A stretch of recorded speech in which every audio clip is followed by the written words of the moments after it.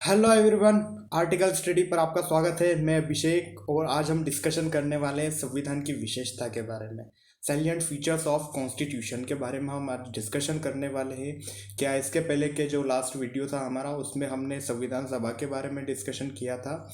आज हम संविधान की प्रमुख जो विशेषताएं हैं उनके बारे में डिस्कशन करने वाले हैं। तो सबसे पहले हम देखते हैं कि जो भारत का संविधान है, जो कॉन्स्टिट्यूशन है हमारा, वो सबसे लंबा और लिखित संविधान है, रिटन कॉन्स्टिट्यूशन है हमारा। इसमें हम कह सकते हैं कि सबसे बड़ा संविधान, क्योंकि इसके अंदर हम देखते हैं कि एक प्रस्तावना है, 395 अनुच्छेद 22 भागों में ये बटा हुआ है, वर्गीकृत है, और 8 अनुसूचियाँ। वर्ल्ड में इतने आर्टिकल्स और इतना बड़ा रिटन कॉन्स्टिट्यूशन हमें कहीं नहीं मिलता है। सिर्फ भारत का ही एक संविधान है जिसमें 395 अनुच्छेद 22 भाग और 8 अनुसूचियाँ हैं। वर्तमान की अगर हम बात करें तो वर्तमान में एक प्रस्तावना, 370 अनुच्छेद, 25 भाग और 12 अनुसूचियां हो चुकी हैं संविधान के अंदर। तो इतना बड़ा संविधान अभी वर्ल्ड में कहीं पर नहीं है, सिर्फ भारत का कॉन्स्टिट्यूशन है। तो इसलिए इसकी सबसे बड़ी विशेषता है कि एक लिखित और सबसे बड़ा संविधान है। इसके हम सेकंड विशेषता की बात करते हैं, फीचर्स की बात करते हैं, तो ये जो है विभिन्न स्रोतों से विहित है। ये वेरियस सोर्सेज से हमने इसको लिया है, कई देशों से लिया है। इसमें जैसे कि हमने ऑस्ट्रेलिया से लिया है, कनाडा से लिया है, जर्मनी, फ्रांस से लिया है, दक्षिण अफ्रीका से लिया है, जापान से लिया है। और इसका मेजर पार्ट हमने जो हमारा भारत शासन अधिनियम 1935 है, हमने उसमें से भी इसको कॉन्स्टिट्यूशन को हमने लिया है। लेकिन हमने उसको एज इट इज़ नहीं लिया है। इसमें हमने भारत के जो हमारी व्यवस्था के अनुरूप इसमें हमने संशोधन करने के बाद में उन प्रोविज़न, उन प्रावधानों को हमने लिया है। तो ये हमने दुनिया के कई संविधान, जैसे जर्मनी का वाइमर संविधान है, यूएस के कॉन्स्टिट्यूशन है, हमने इनकी स्टडी करने के बाद में जो संविधान सभा थी उसने भारत की परिस्थितियों के अनुरूप उसमें संशोधन करके और उसके बाद में हमने कॉन्स्टिट्यूशन में उन चीज़ों को ऐड किया है।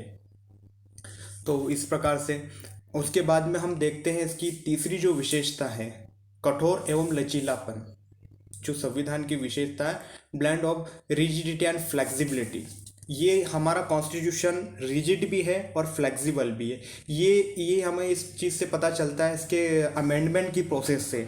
जो संशोधन की जो संविधान के अंदर जो प्रक्रिया दी गई है, एक 3 प्रकार से प्रक्रिया दी गई है संविधान की। एक तो साधारण बहुमत के आधार पर हम कुछ प्रावधान जो हैं वो संशोधित हो जाते हैं, लेकिन कुछ प्रावधान ऐसे हैं जो कि जिसके लिए स्पेशल मेजॉरिटी की आवश्यकता होती है, इसमें विशेष बहुमत की आवश्यकता होती है। और उसके साथ में कुछ प्रावधान ऐसे हैं जो विशेष बहुमत के साथ में आधे से अधिक राज्यों के अनुसमर्थन की आवश्यकता होती है। स्पेशल मेजॉरिटी भी चाहिए और उसके साथ में आधे से अधिक राज्यों का अनुसमर्थन भी चाहिए, जब जाके वो जो संविधान में संशोधन हम कर सकते हैं कुछ प्रावधान। जैसे हम फॉर एग्जांपल देखते हैं जीएसटी में विशेष स्पेशल मेजॉरिटी के साथ में आधे राज्यों का अनुसमर्थन मिला था, जब जाके हमने उसको संशोधन किया था। तो इस प्रकार से भारत के कई प्रावधान साधारण बहुमत से भी संशोधित किए जाते हैं, कहीं स्पेशल मेजोरिटी, और स्पेशल मेजोरिटी के साथ में आधे राज्यों का अनुसमर्थन। स्पेशल मेजोरिटी से हम बात करते हैं कि जो हमारी संसद है उसके जो सदस्य, कुल सदस्य, उनका बहुमत, और जो उपस्थित और मतदान करने वाले जो सदस्य हैं उनका बहुमत वहाँ पर महत्वपूर्ण है, उसको हम स्पेशल मेजोरिटी कहते हैं। इसके बाद में हम इसकी चौथी विशेषता की बात करते हैं कि जो हमारा कॉन्स्टिट्यूशन है वो एकात्मकता की ओर झुका हुआ है, संघीय व्यवस्था होने के साथ में। फेडरल सिस्टम विथ यूनिटरी बायस, वो एकात्मकता की ओर झुका हुआ है।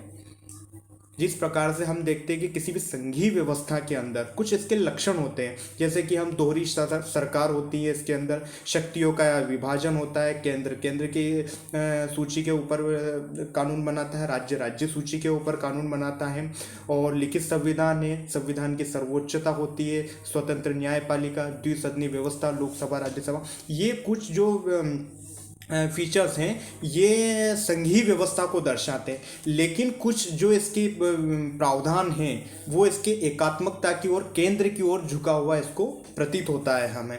जैसे कि इसमें हम देखते हैं कि एकल नागरिकता, एक संविधान, सशक्त केंद्र, न्यायपालिका द्वारा केंद्र द्वारा राज्यपाल की नियुक्ति और अखिल भारतीय सेवा और आपातकालीन प्रावधान, ये कुछ प्रावधान ऐसे हैं कि जिनकी वजह से हम कह सकते हैं कि भारतीय संविधान एकात्मकता की ओर झुका हुआ है, संघीय होने के साथ में एकात्मकता की ओर झुका हुआ है। जैसे कि हम देखते हैं कि जो आपातकालीन प्रोविज़न है, जो प्रावधान है, वो इमरजेंसी के टाइम में जो राज्य जो सरकारें हैं उनकी शक्तियाँ भी संसद के पास चली जाती हैं। तो ये कहीं ना कहीं एकात्मकता की ओर, केंद्र की ओर झुकाव हमारे संविधान का है। इसके बाद में हम देखते हैं संसदीय सरकार का स्वरूप। जो हमारा कॉन्स्टिट्यूशन है उसमें संसदीय सरकार, पार्लियामेंट्री फॉर्म ऑफ गवर्नमेंट का प्रावधान है। जैसे कि हम बात करते हैं अमेरिका की अध्यक्षीय प्रणाली, ब्रिटेन की जो संसदीय तंत्र को अपनाया है हमने, और इसमें संसदीय व्यवस्था विधायिका कार्यपालिका के मध्य सहयोग और समन्वय के आधार पर ये आधारित है। हमारी जो व्यवस्था है, जो संसदीय व्यवस्था है, ये विधायिका और कार्यपालिका, इनके मध्य संबंध, इनके मध्य सहयोग और समन्वय, कोऑर्डिनेशन और कोऑपरेशन के सिद्धांत के आधार पर हमारी संसदीय प्रणाली है। एकीकृत न्यायपालिका, एकीकृत और स्वतंत्र न्यायपालिका का हमारे संविधान के अंदर उल्लेख है। इंटीग्रेटेड एंड इंडिपेंडेंट जुडिशरी का प्रोविज़न हमारे संविधान के अंदर करते, जिस प्रकार से यूएस के अंदर हम देखते हैं, अमेरिका के अंदर हम देखते हैं, तो राज्यों के लिए भी उनका जो सिस्टम है वो अलग होता है उनकी न्यायपालिका का, लेकिन हमारे यहाँ जो सिस्टम है न्यायपालिका का वो एकीकृत है। सबसे टॉप लेवल पे हमारा सुप्रीम कोर्ट आता है, फिर हाई कोर्ट आता है स्टेट्स के, और उसके बाद में सब ऑर्डिनेट कोर्ट आती है उनके अंडर में। तो ये एक इंटीग्रेटेड, एकीकृत व्यवस्था हमारे यहाँ न्यायपालिका की है। मौलिक अधिकार की हम बात करते हैं, ये सबसे इम्पोर्टेंट चीज़ भी है कॉन्स्टिट्यूशन के अंदर। हमारे जो फंडामेंटल राइट्स हैं, जो कि हमें कॉन्स्टिट्यूशन ने आर्टिकल 14 से लगाकर आर्टिकल 32 तक हमें 6 मौलिक अधिकार दिए हैं।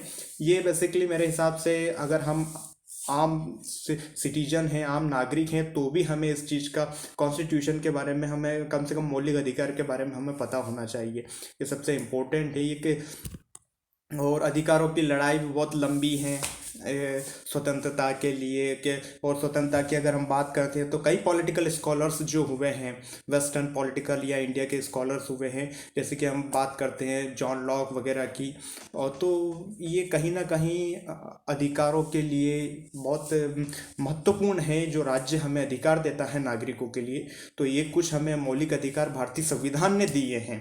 जैसे समानता के अधिकार की हम बात करते हैं 14 से 18, स्वतंत्रता का जो संविधान है हमारा 19 से 22, शोषण के विरुद्ध अधिकार हैं जो हमारे 23 से 24 आर्टिकल के अंदर है।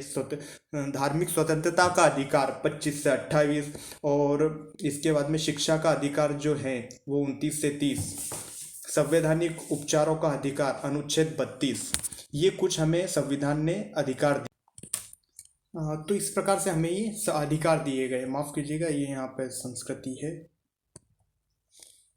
ये संस्कृति का अधिकार, संस्कृति एवं शिक्षा का अधिकार, और ये जो हमारा संवैधानिक उपचारों का अधिकार अनुच्छेद 32 के अंदर हमको दिया गया है। बात करते हैं हम जो हमारा ये डीपीएसपी हैं, directive principle of state policy, राज्य के नीति निर्देशक तत्व, ये भी हमारे संविधान की एक महत्वपूर्ण विशेषता है।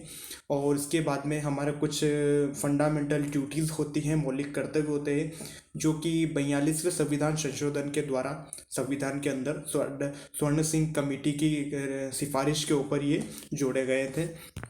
धर्मनिरपेक्ष राज्य की हमारी जो अवधारणा है, ये सेक्युलर स्टेट की, ये हमारे संविधान की एक महत्वपूर्ण विशेषता है। सार्वभौमिक वयस्क मताधिकार है, यूनिवर्सल एडल्ट फ्रेंचाइज है हमारे कॉन्स्टिट्यूशन के अंदर।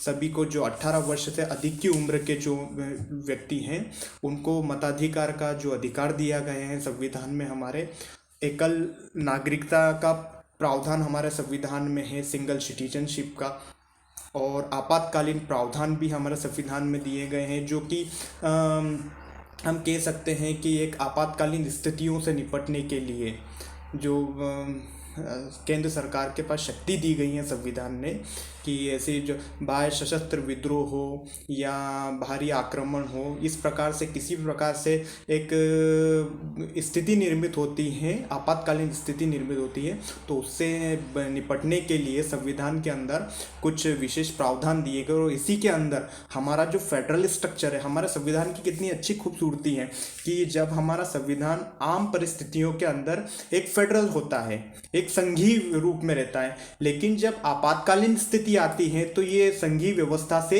यूनिटरी व्यवस्था के अंदर ये एकात्मक संविधान एकात्मक व्यवस्था के में बदल जाता है और सारी शक्तियां जो होती है वो केंद्र के पास चली जाती है। तो इस प्रकार से ये आपातकालीन प्रावधान है। और त्रिस्तरीय सरकार है, थ्री टायर गवर्नमेंट का हमारे यहाँ व्यवस्था है। सबसे निम्न स्तर पे हम बात करते हैं पंचायत की, जो स्थानीय निकाय हैं, शहरी और ग्रामीण। उसके बाद में हमारी राज्य सरकार है और सबसे ऊपर हमारी केंद्र सरकार। तो इस हिसाब से हमारे जो कॉन्स्टिट्यूशन है उसके अंदर त्रिस्तरीय सरकार की व्यवस्था की गई है। तो ये कुछ महत्वपूर्ण हमारे कॉन्स्टिट्यूशंस के ये महत्वपूर्ण व्यवस्थाएं विशेषताएं थी जो कि एग्ज़ाम पॉइंट ऑफ व्यू से बहुत रिलेवेंट है।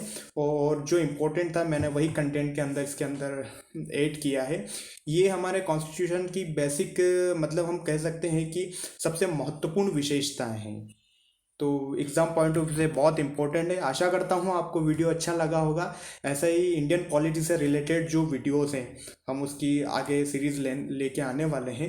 तो आशा करता हूँ आपको वीडियो अच्छा लगा होगा ये, और ऐसे ही वीडियोस के लिए हमारे साथ जुड़े रहें आप। धन्यवाद आपका।